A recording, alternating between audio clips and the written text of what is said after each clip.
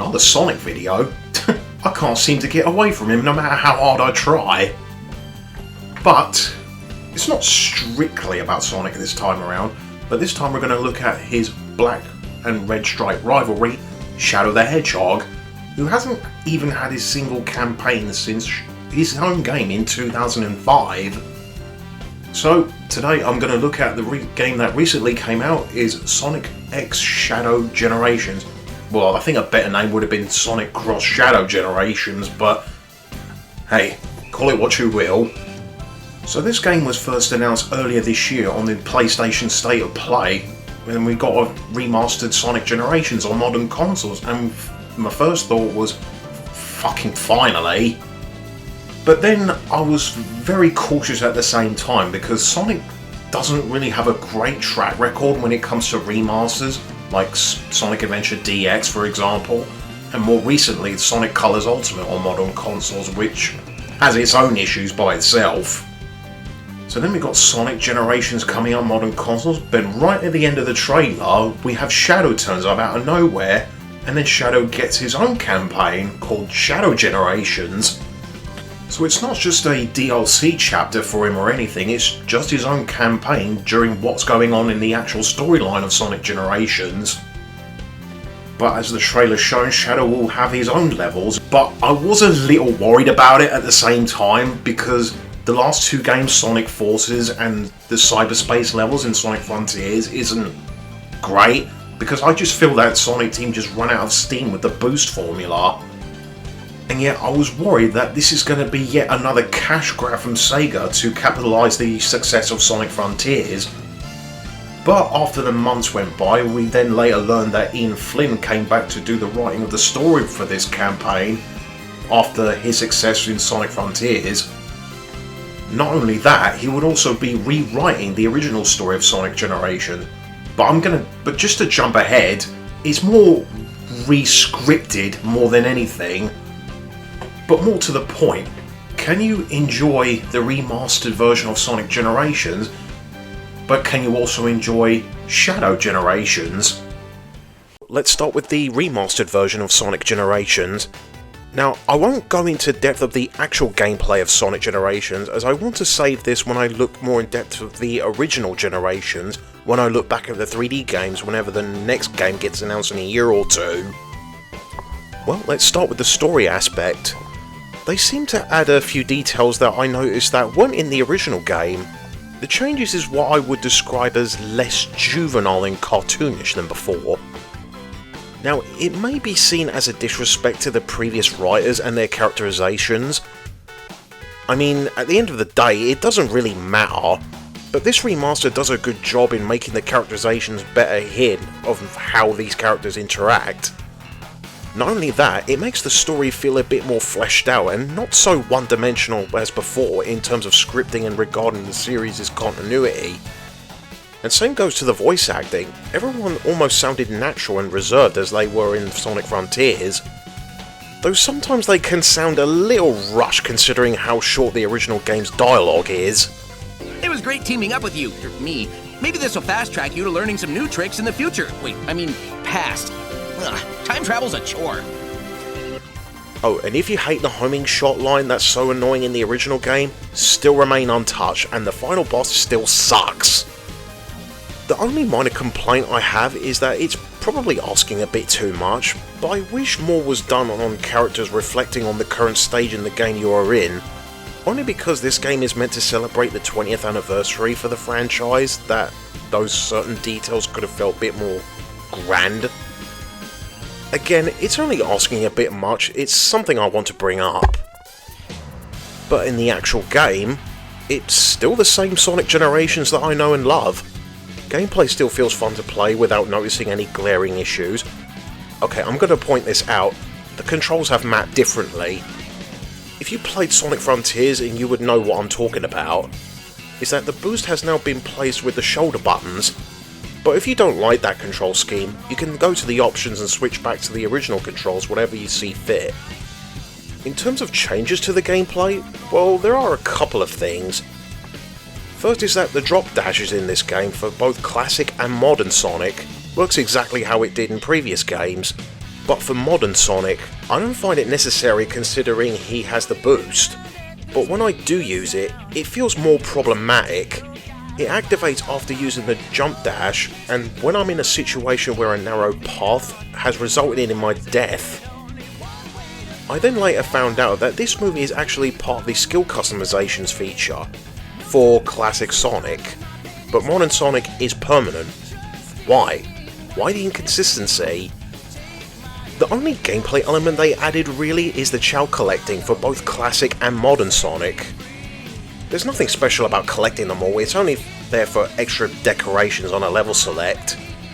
Sorry to all the adventure fans that there is no chow garden in this. Another thing they had is the extra skins you can select for classic and modern Sonic as DLC. The adventure skin looks awesome. This takes me back to my younger days when I first played Sonic Adventure on the Dreamcast. And classic Sonic gets his Saturn model, which looks cool, and yes, I know it's called Sonic Jam, but no, it's definitely the Saturn model.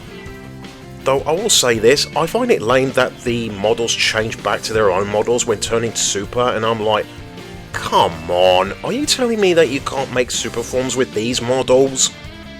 I hope we get more skins in the near future, like in Adventure 2, or even bring back the soap shoes. You brought it back from Frontiers, and there's no reason why you can do it again. So other than those new features, there's really not much for me to talk about. This is definitely a worthy remaster of Sonic Generations. There's nothing I find glaring like previous remastered Sonic games. With consistent 60 frames per second, the graphics look phenomenal even for modern consoles. So Sonic Generations is still a great time, even on modern consoles, even if you love the original generations. But now it's Shadow's turn. Now I know this game's been out for a few weeks now, but I'm going to put a spoiler ahead of this video. If you don't have the game yet and not sure about, then watch it at your own risk. But if you don't even care for that, then welcome aboard and stay there. And even if you don't want to be spoiled, then leave now, and I appreciate you coming by. Now Shadow hasn't had a main role in a main game since, I want to say Sonic 06, but I know people are going to point out and say the original Shadow the Hedgehog from 2005. But in Sonic 06 case, you are in control of 3 main hedgehogs, and they're the main characters anyway, so yeah, pretty long time. So Sega this year celebrated the Year of Shadow, considering how popular he is back in Sonic Adventure 2, and also we have the upcoming Sonic the Hedgehog 3 movie coming out. But the real deal is this game right here. So like I said before, I was a little skeptical of them coming out of the boost formula, since I know they're running out of steam. But looking at more gameplay footage and demo footages that I've seen people play and what people think of the demo before it came out, which was generally good first impression. But now that we have the whole package, is it really worth all the optimism?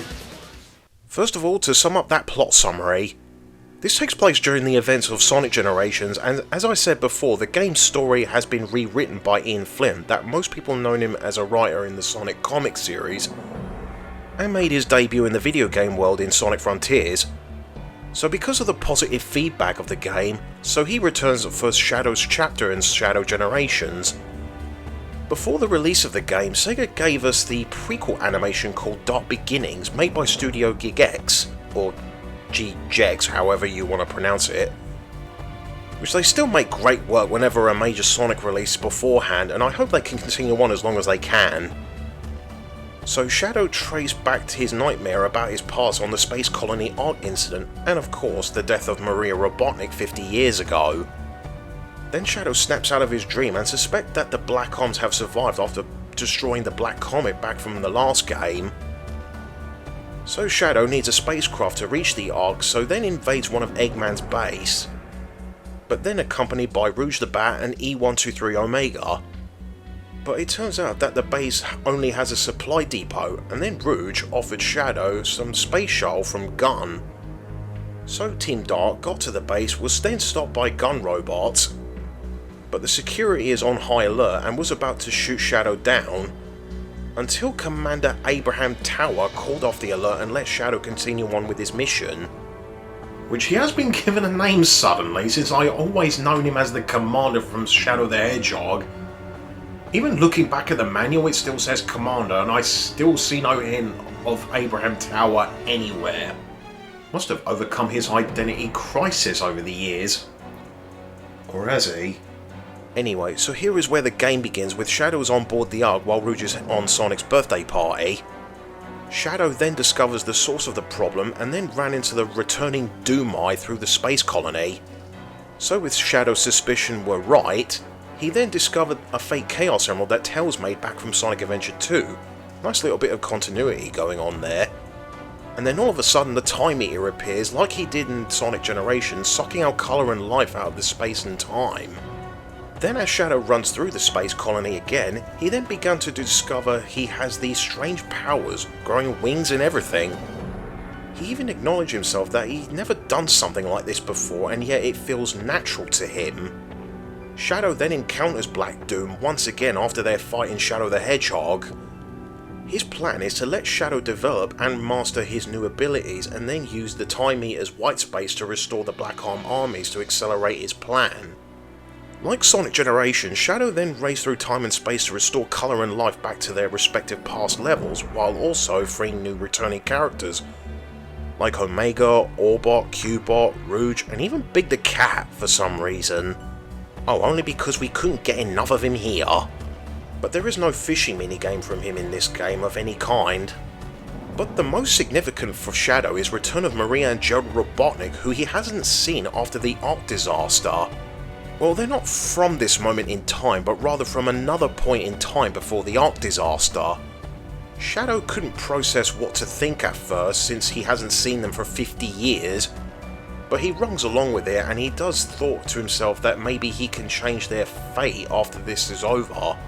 Later on, getting further into the game, they come across Black Doom. He's praising Shadow of how much progress he has made, and that soon Shadow will be in his control. After that, Professor Gerald explained that he wanted to create the ultimate life form for the purpose of finding a cure for Maria after suffering from an illness she had for most of her life, but all have failed.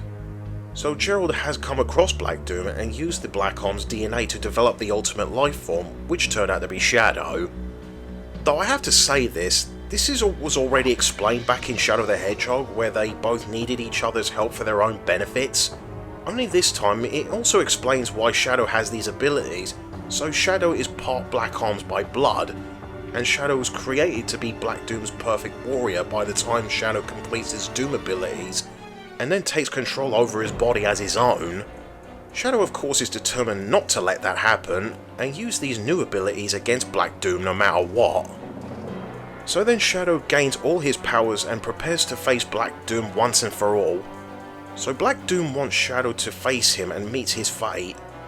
After climbing on top of that black egg, I suppose, then face off Black Doom and transform into Devil Doom. This is where you need to use all of the abilities in the fight, and after that, Devil Doom will then transform into Neo Devil Doom. Shadow then taps into the power of, I guess, the super form of sort.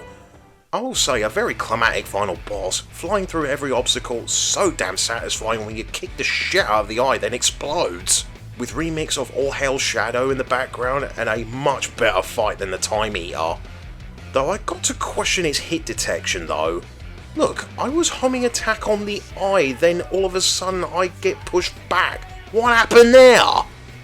Anyway, Shadow then puts an end to Black Doom and the Black Arms. Well, maybe for now. Shadow then loses his Doom powers after defeating Black Doom. Rouge then showed up needing the Chaos Emerald to swap Sonic with the Fake Emerald, so that helps Sonic to have a final encounter with the Time Eater. I should point out, it was during the fight between Sonic and Shadow, then I think Shadow purposely loses to him so that Sonic takes the Fake Emerald rather than the real one. So Shadow then hands over the Emerald, so Rouge asks if Shadow wants to come along, but Shadow needs to do something first, so Rouge heads off, and then Shadow heads back to Maria and Gerald. After Shadow heads back, he finds out that Maria and Gerald are vanishing. It turns out that they are returning to their own point in time thanks to Black Doom being gone. Shadow then plans to stop Rouge and get the Chaos Emerald back to use Chaos Control to stop this moment in time to save them, But Maria stopped Shadow that it wouldn't be right to be stuck in that one moment in time. Shadow tries to warn them of what's going to happen to them in the future, but Maria gives him comfort, telling him that she will see him again, and if fate draws them apart, she will always be in his heart. So Shadow then leaves before they disappear, which of course it hits hard for him considering that he feels like he lost them again. But at least he gets a proper goodbye, which is pretty heartbreaking, and it does give them a proper closure. The story as a whole is pretty simple and nothing major. It doesn't exactly have a level reflection element of what the original generations was lacking, but I feel in this case it doesn't matter. Black Doom, I'll be honest, didn't have that much of an impression on me yet again since the 2005 game. His grand master plan is to raise the Black Arms in this time-space and wants to control Shadow as his own, but he, I guess, never really tried to do it or even trying it hard enough. Though if they're going to continue the Shadow game series, at least make me give a shit about him. But besides that, like what Ian Flynn was praised for in Sonic Frontiers, is the characterizations. It's once again the game's strongest point. Even little attention to detail I really liked is that almost everyone in this world has got to know Maria and Gerald as how Shadow sees them. But it just leaves me wanting a little bit more. I'm more specifically talking about the relationship between Maria, Gerald and Shadow. Again, it doesn't really mean anything in the grand scheme of things. I get Shadow's friendship with Maria, and it was tragic what happened to her later on, but I would also love to see the relationship between Gerald and Shadow, where what sort of father figure Gerald was to Shadow. I think it was only one time is when Shadow gets his wing powers and was about to face Black Doom. I'm sorry I put you on this path, Shadow, but I'm proud of how you have walked it. I believe in you, son. The moments that Maria and Shadow have in terms of screen time together is cute, and at the same time pretty tragic for obvious reasons.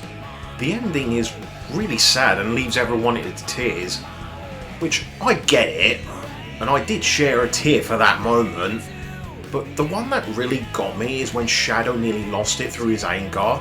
Then Maria comforts him, then told him the reason why she named him Shadow, and the way the acting was delivered, and it was so beautifully delivered. Shadow, no! Maria? It breaks my heart to see you so full of anger. This isn't who you are. Do you know why I named you Shadow?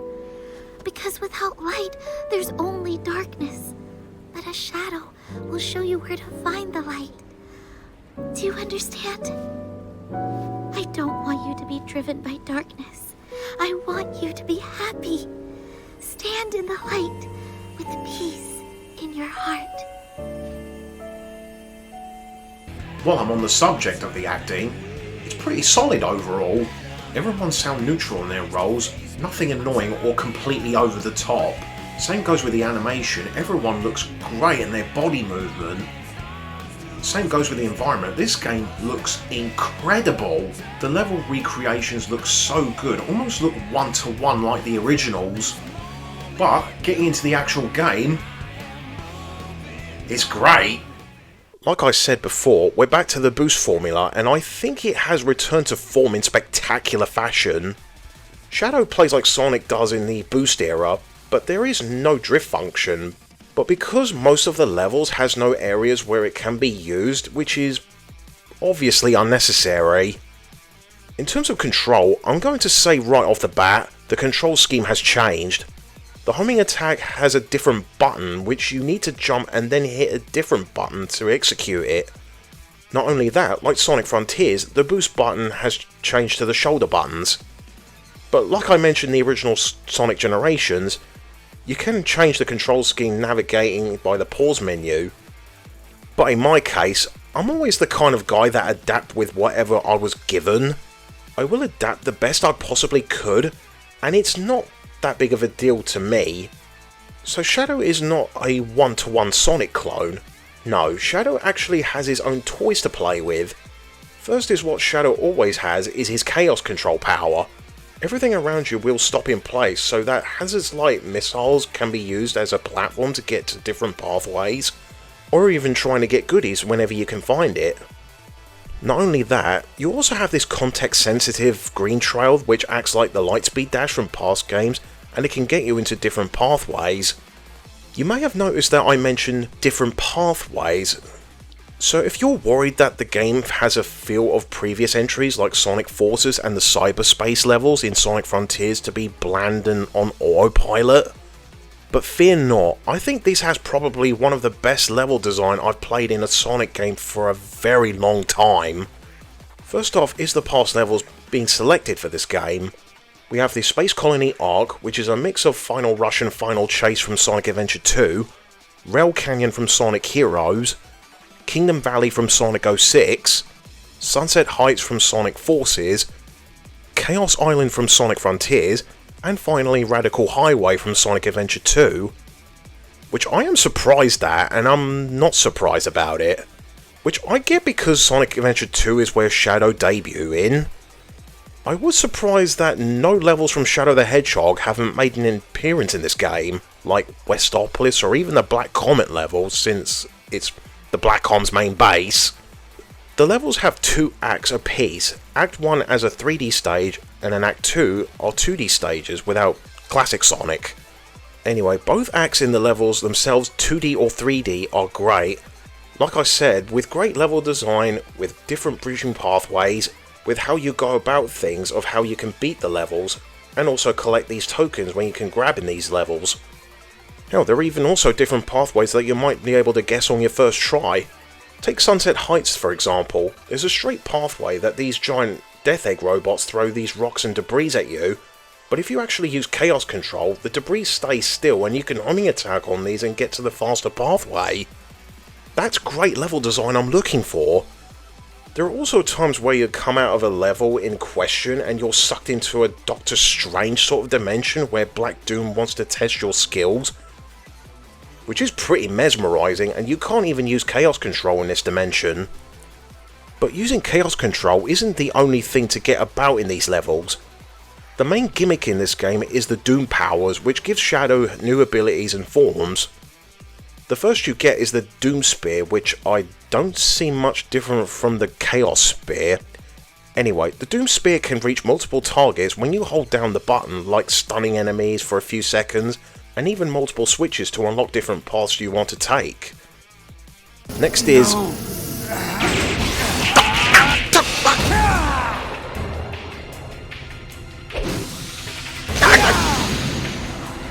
You don't have to be a dick about it, Shadow. Anyway, his Doom Blast, which couldn't Shadow do naturally? Anyway, it only works if you're against Doom enemies or boss fights. If you button mash the button, you can beat the shit out of them, then you kick them up in the air, and best of all, you can kick them in any designated area, then homing attack in on their location and take the path you couldn't reach. I'll tell you, it's more satisfying when you use it in boss fights, which I'll get to soon. Next is the Doom Serve, which only works when you touch the water, and there you go. You can also use a slide attack that can destroy obstacles in your way, so it's nothing really special. Next is the Doom Morph, which I'll say, to be honest, is my least favourite. First off, you can activate it by touching these purple orbs to transform, otherwise you walk slowly in this purple drink pool, which is already inconsistent since you turn into the Doom Surf instantly when you touch the water, but why can't I do this in this form? Anyway, you have the dash, and it also has the vine swinging move. Now they work just fine on its own, but there is a spring launch move that how long you can hold down the button, which hardly works for me at times, but the game doesn't really tell me that I can do that.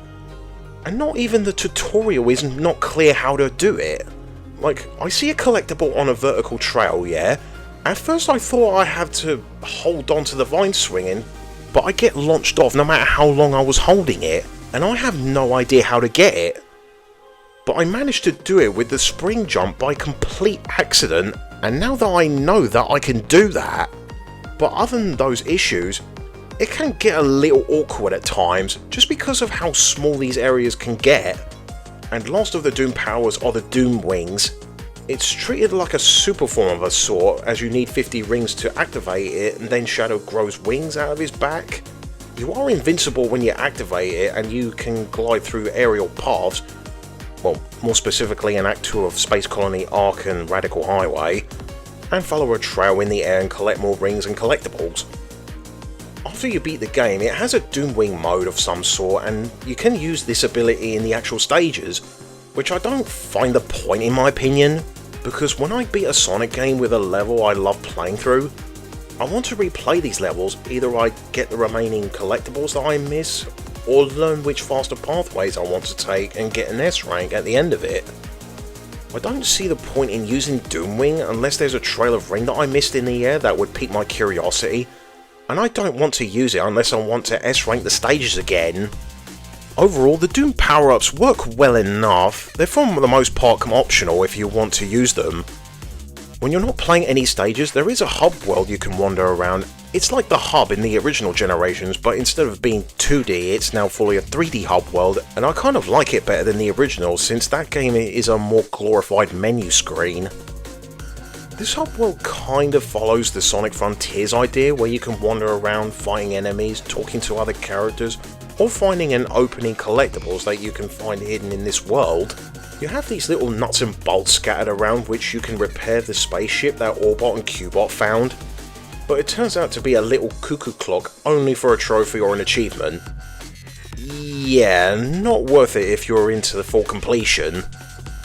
The different chests around the place contains concept art, music that you once again can select the track before playing a stage, and Shadow's story so far from previous games.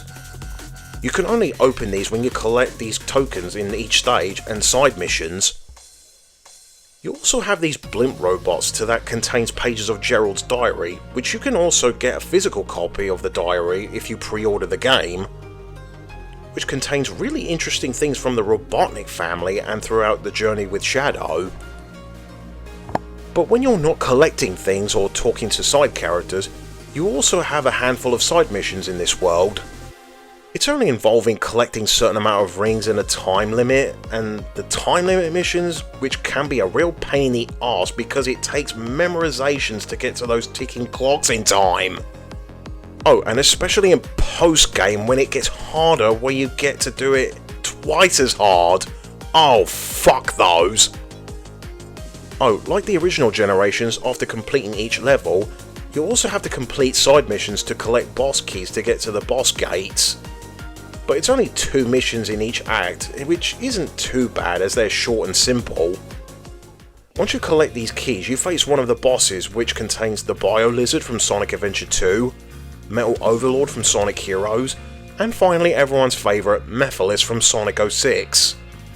These are great fights. They have their own different ways of how you defeat the boss faster, and how you can take advantage of it.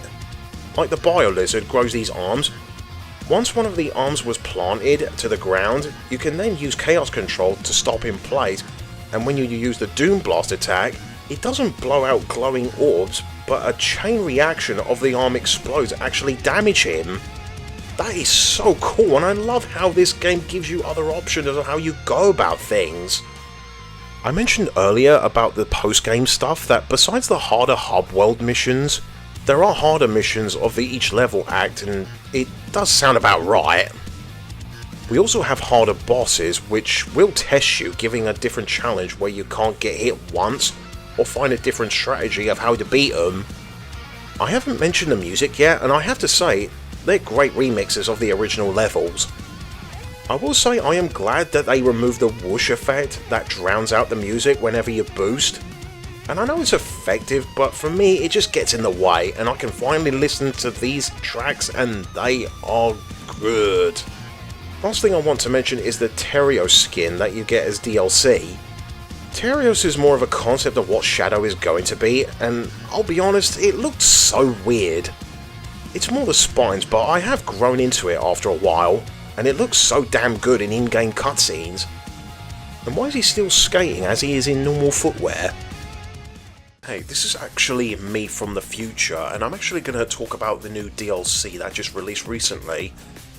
Now, I was editing this video, and that was like about a month ago, and I finally started finishing it, and I can talk about the DLC in this section. And yeah, it's good. I just wish it was a little more though. I like the level design in this. Only one act, but I wish there was a second act on top of that. And Keanu Reeves voicing Shadow on it. It's great to listen. But I'm also disappointed that you can't actually wear this costume in the main game. And having Keanu Reeves actually voicing the lines in the game, then again, it's probably too much to ask for, but I'm not a game developer, so I wouldn't know. The side missions were good. New creative ways how you pop balloons and how you collect rings. So yeah, nothing too much to say on that. So in the end, Shadow Generations is a great game overall. This game has one of the best level designs I've ever played in a Sonic game for a long time. All the different routes you can take, and what fastest routes you're going to get with collecting collectibles or even getting an S rank. So with that said, I recommend Sonic X Shadow Generations. You can't even buy them separately, so for a price it's going on right now, I think it's worth it. I think best in both worlds. But this game's also doing very well critically as well. It's even sold really well and all, with 1 million copies sold in the first week. Sounds great news, but I will say, the game delivered well with what people are more familiar with. Like everyone's critique with Sonic Generations, but this game's excuse was to celebrate the Hedgehog's 20th anniversary with familiar levels, but what people want to see is with original levels and keep doing well with that one. But with the direction Sonic Frontiers is taking, I think they're going to stick with that formula. But if they even bring back the cyberspace levels and make it like this with this game, I think you can get an absolute winner here. Well, since I'm now done with the modern game that I've got out of my system, hell, I looked at all the original games so far, like NES, SEGA CD in there somewhere. But this is like another Sonic video, so how about we say we go move on from Sonic for now, but only for one video, because I want to get back to another series that I've been working on since Super Mario Brothers I did last year. So next time I'm going to look at Super Mario Brothers 2, both lost levels, and the Western Super Mario Brothers 2 that we Westerns got. A little duo reviewing. It's going to be deep joy, and I'm looking forward to it.